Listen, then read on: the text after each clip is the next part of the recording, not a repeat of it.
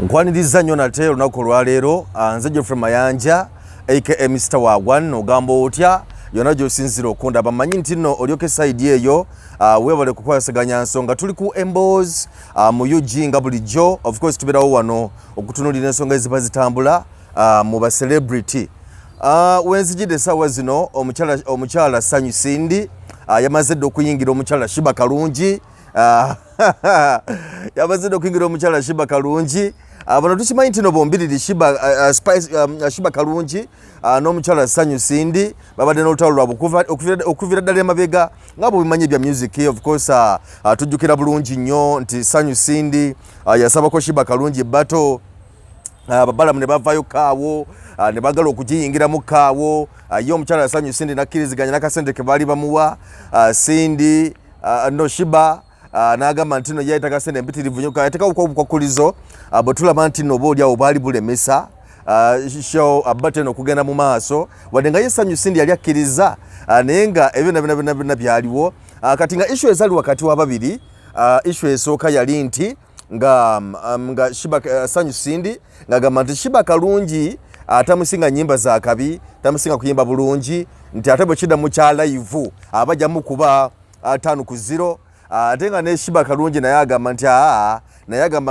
agamba nti no naye wakabi era nzijukira lumu waliwo interview yakolebwa nga ne babuuza Sheebah Kalungi nga bamubuuza nti omukyala Sanyu Sindi yagambye akwagala mu bato Sheebah n'agamba nti situgaana bw'aba njagala mu bato ne mu live nga nsinga okuyimba nja kujja njigirize nti naye nange njagala mutwaleko emunyonyi eyo nange mulambuze ku nnyumba yange agirabeko tugende tunonyeko ne kapoloti azimbeko emunyonyo so yabyogera awo ne bibeera awo bya bato so ate kira kyatuuka ne bigenda nga bikka naye bwe twogerera essaawa zino omukyala Sanyu Sindi yavuddeyo okimanyi twabadde mu Women's Day olunaku lw'abakyala era abakyala mwena njagala okwongera okubayozaayoza ku lunaku lwammwe twagala twongere okubeera nga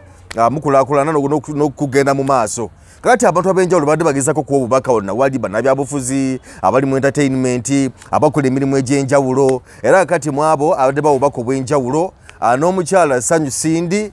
gye yavudde naye okubaako obubaka bwawa eri bakyala banne naye obubaka bwe tubabadde bwanvu nnyo obubaka bwe bwabadde bumpimpi era nga bwategeezezza bwe buti bwategeezezza nti since the other day I was wondering what to tell women specifically for Women's Day. So after a lot of thought, this is my message to women. Yagambye nti no, unless you are a lesbian, don't join the feminist movement. You will end up sad alone and you will end up sad alone and lonely. Nagamba nti no yasembezaayo ka nti no joke. Kakati go wenna ndaba ebbanga lyonna Sheebah Kalungi avuddeyo ng'agamba nti ye feminist nti yalwana eddembe ly'abakyala nga mu ngeri y'ekikula kyabwe n'ebirala byonna nga bwabikwata nga bazabyogera ebbanga lyonna. Kakati ebintu ebyo feminist omukyala Sanyu Sindi kyayogeddeko mu bubaka bwe bwe yawadde obwa Easter oba Women's Day oba Women's Day ekigambo feminist yagenda nti bw'oba mugezi ng'oli mukyala ng'oli eyo teweetaba mu kiwendo mu mugendo ogwabo bagamba nti bo ba feminist tokyegattamu nagamba nti no okuggyako ng'oli lesbian ng'alinga gamba nti lesbian bonna be balina okuba nga begattira be balina okuba ba feminist okitegeera nga tejjukira nga bwe nkugambye nti Sheebah Kalungi ebbanga lyonna azaagamba nti ye feminist so kakati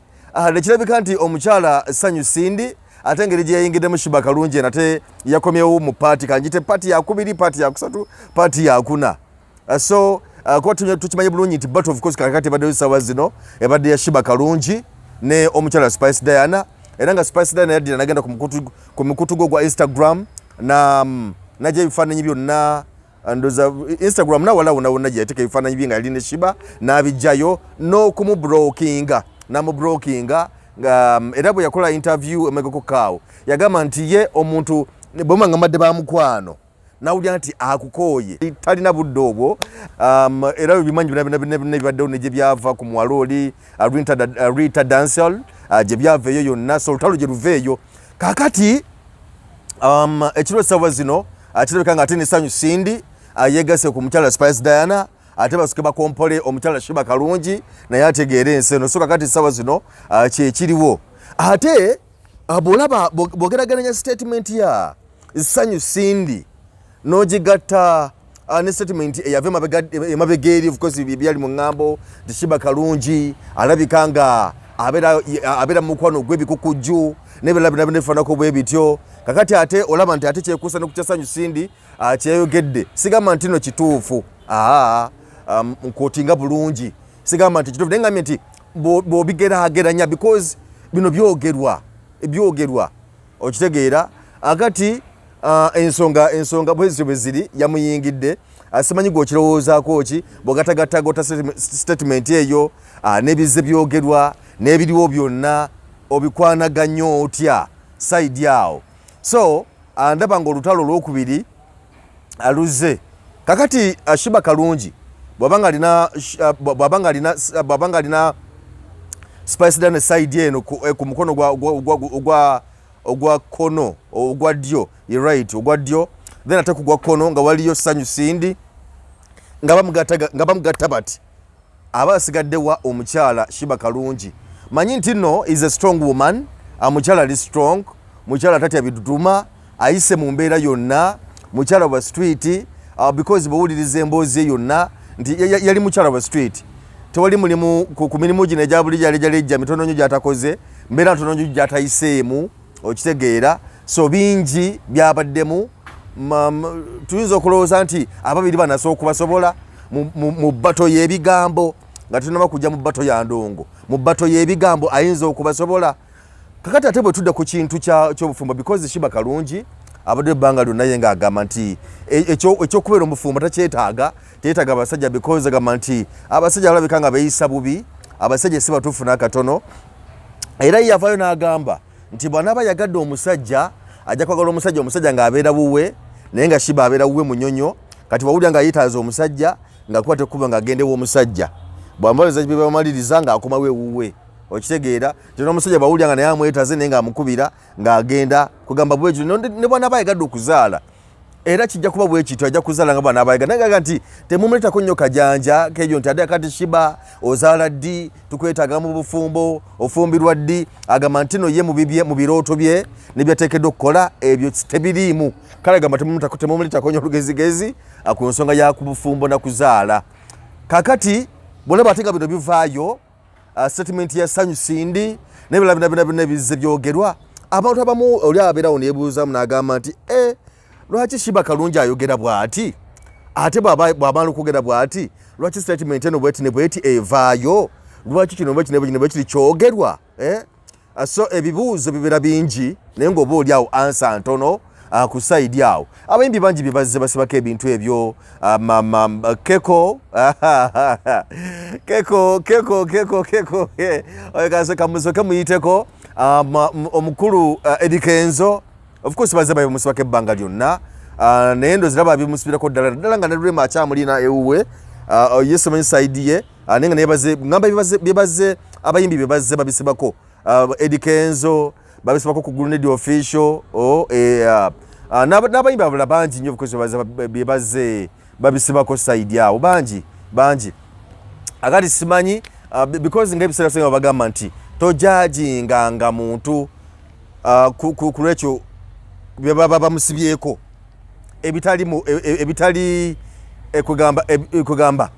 ebitali sinjagamba nti ebitali bituufu oba ebiba bimwogeddwako naye nga tolinnya obukakafu buliwono wankubadde nti ate Abaganda bagamba nti ewali omukka tewabula muliro so Abaganda bano baali bagenzi balina enjogera zaabwe entuufu bajjajjaffe nga nti ewali omukka tewabula muliro so kakati oba oli awo tomanya wasobola okubeerawo omukka nga waliwo omuliro ate naye nga si byangu nnyo so kati simanyi n'olutalo gye lugenda kukoma olwa Sheebah kalungi ne ssanyu Sindi katubasabire kitulaze nti n'oba oli awo ssanyu Sindi si wakuzikiza era tasobola kuva ku Sheebah Kalungi because era yakyogera dda n'agamba nti bana ababiri Sheebah Kalungi ne Spice Diana nti bo si mikwano gye tebabako mikwano gye newankubadde nti bali mu industry y'emu endongo ebagatta nti ate ne baba ina meeting kuwuma nayita abayimbi nti bajja nti Sheebah Kalungi batasobodde kujja asindika amukiikirira Spice Diana ajja naye agamba nti nno nti abantu ekibagatta okubeera ab'omukwano kwe kuba nti nno oli aso okuyita najja oba olina omukolo birthday party nojja ne mujaguliza wamu oba olina embaga kati nga Cindy bwe yalina okwanjula n'omwami we mu kyalo ye ewaabwe nti nayita Spice Diana oba nayita ne Sheebah Kalungi ne bajja ne babeerawo nti naye ekyo bwe kiba nga tekisobola kubeerawo nga bonna tekuli n'omasobola kugenda wa munne nga nti ogwo teguba mukwano nti naye ate wasobola okubeerawo bibagatta kati nga bali mu ndongo obumu tebwe beesanga ne beebongako ne beebuuzaako ekyo kiri okke nti bobeerawo meeting engayo kati nga bwe nkunyonyodde awo bwatera okutuuza meeting ze zaawuma mu kibiina ekigatta abayimbi nti ne bajja era ekyo kiri okke naye mbu ate ekyo tekibafuula ba mukwano so yatutegeeza n'atugamba nti bano si mikwano gye era n'abagamba bakakkane okulwanira mu mawulire kubanga beekubakuba amakuuli tekigasa kakati naye alabika nga yakomyewo mu paati endala ku side ya bugata feminist bisiyaga biki byonna lesbian olaba nti oba oli awo waliwo vita egenda okubeerawo awo kabe kasinge ojja kulaba ku vita ku bato onakulaba bato ey'amaanyi awo kati awo bato nga si ya ndongo wabula nga ya bigambo so ebintu bingi nnyo naye ndowooza nti nooba oli awo simanyi obulamu bwa Sheebah Kalungi ye yamanya engeri gyabuyitamu yamanyi gyabukwasaganya weewaawo nti engeri gyabukwasaganyamu abantu bangi basobola okumulowooleza ebirala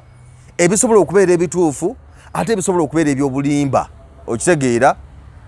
kyonna nze kyendowooza nti okakasa abantu nti Sheebah Kalungi oli mu layini ntuufu oli mukyala ateredde obulungi ndowooza walifunyeyo ku musajja n'omutulaga n'otugamba bannange nze omwami wange yoono mulekerawo okunsibako ebintu bamwe bye byekiyaye era sagala mu buzaabuzibwe omwami wange yoono nga bwolaba era Sanyu Cindy bwe yakikola nga bwolaba Rwema Namakula bwe yakikola nga bwolaba kale ne bwe tofunye musajja neesalayo kaana tunonye taata wako nga tetumulaba nga bwolaba Juliana bwe yakola nti bazaala omwana yazaala ka bebi kataaji naye kati nakati twebuuza taata w'omwana bannange yaani tetumutegeeranga naye kati tumanyi nti nno oyo ye alina omwami we kakati kyetwagala ne ku Sheebah Kalungi Sheebah Kalungi bukye ku makya ofuna olubuto ne bonoba tofumbiddwa nti oba okukoza embaga nti oba otulaza omusajja wuuno naye ofune ku lubuto ozaale akaana ensi ebigambo bigezeeko okukendeera naye gwe bw'ovaayo n'ogamba nti nze omusajja simwetaaga nze omusajja kati ne bwe ndiba njagadde okufumbirwa ne bwe ndiba njagadde okuzaala era nga bw'obinnyonnyola bw'oti tebitegereka bulungi nti wasigala ozi question mark kyobala nti abantu bavaayo ne boogera ebigambo bingi okitegeera nti obanga omusajja obanga bano abagagga n'omulaba nga akeera ku makya nti si papa mugagga alina ssente ayimira n'asiba oluguudo n'akanyuga ssente n'akanyugirawo n'agula kanyugira bali nti otuuka mu lujja lwe wapangisa ku apartment nga mulimu emmotoka nga 8 nga 10 nga ziri omwo zonna zize okitegeera naye ng'ate omulimu omutuufu tegumanyiddwa kati awabeerawo question mark abantu baba beebuuza ti si papa ono mulimu ki gwakola natali si papa yekka nti omugagga yenna oli nga mugagga kabaddeo ku kyalo kyewammwe omuntu nga mugagga alina ssente azisaasaanya bw'ajja mu miitingi z'embaga ng'ezo kumpi ettundutundu lya budget alikwata yekka naye nga tomanyi mulimu gwakola wabeera question mark ekisooka abantu bamatekuga nti ogayi alabika mubbi oyo gayi alabika akamunyanja olabyokamunyanja sente afuna akona kasuwa neziyiika so question marks zibeerawo nyingi nnyo naye nga kyetusaba nti Sheebah Kalungi oli mukwano gwaffe tukwagala nnyo by the way gwomu ku ba artist gwomu ku bakyala betuyinza okuyita abazira gwomu ku bakyala abeerwanyeeko gwomu ku bakyala abastandings ne babeerawo abagumidde embeera gyonna omuntu bagezeko tulina olugero lwo nti naye atukiriza nti oli mugumu nnyo era bingi byosobola okuyitamu naye waliwo byoteekeddwa okutereeza nti abantu question marks ziveewo aboogera ebigambo ebingi bino nabiri tubeere mu layini entuufu embeera bwetyo bweri Sanyu Sindi avuddeyo ayingidde Sheebah omulundi omulala katubasabire si byangu nnyo n'akatono naye nga byebyo byebiriwo katusabire industry etambule bulungi nnyo naye nga si byangu battle side ne side ono alumba ono oli alumba oli ono akola kino so si byangu nnyo naye katubasabire abitambule bulungi nze Geoffrey Mayanja aka Mr. Wagwan ku emboozi mu UG just subscribing side yawo likinga sharinga tugoberere ebbanga lyonna okulaba ng'ofuna emboozi zonna ze tuba tulinawo ku emboozi mu UG nkwagaliza birungi byerere atusinkane olulala Geoffrey Mayanja aka Mr. Wagwan ge mannya gange salute